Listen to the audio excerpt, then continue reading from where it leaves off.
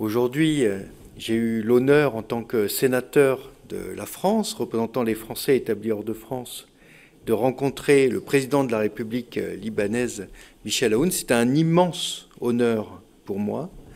Immense honneur parce que le Liban revêt un caractère évidemment tout à fait unique dans les relations que la France peut tisser avec les autres nations. C'est pourquoi, dans tout le travail que nous menons, à la fois au Parlement, au Sénat, et dans le travail que je mène à la Commission des Affaires étrangères, de la Défense et des Forces armées du Sénat, je tiens à ce que le Liban, toujours, ait une place unique, si particulière, si importante. Par ailleurs, je suis sénateur représentant les Français établis hors de France, c'est-à-dire les Français qui vivent partout dans le monde.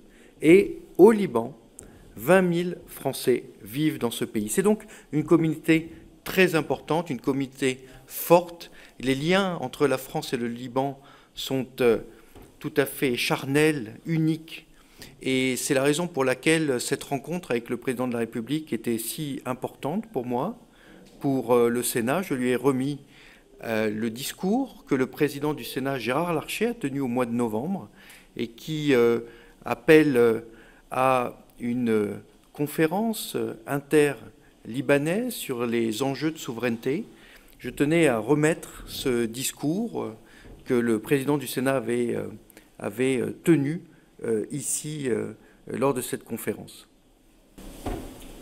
Excellence, tout d'abord merci d'être là. Ensuite, si vous permettez, j'ai deux petites questions.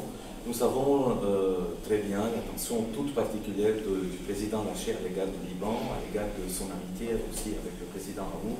Est-ce que vous nous mettez un peu plus dans les détails de ce discours qui revêt une importance cruciale parce qu'il évoque encore une fois la question de la souveraineté libanaise, l'attachement de la France à la souveraineté libanaise. Ça, c'est ma première question. La seconde, la France, cette année-là, traverse une année électorale qui est aussi importante. Est-ce que cet attachement de la France au Liban va un peu vivre une sorte de ralentissement pendant cette année-là? Et qu'est-ce que vous attendez pour l'après-élection?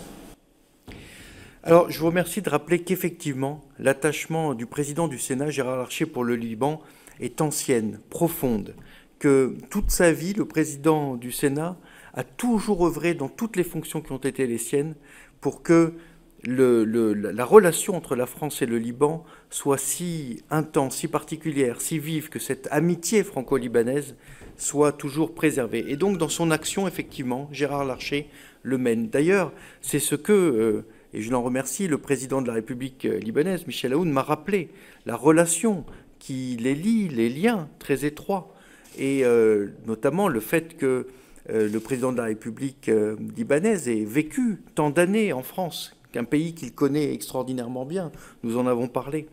Et donc effectivement, le président Gérard Larcher souhaite, a proposé cette conférence inter-libanaise sur les enjeux de souveraineté. La France, effectivement, vous l'avez rappelé, c'est votre autre question, aura au mois d'avril à choisir son destin à travers l'élection présidentielle.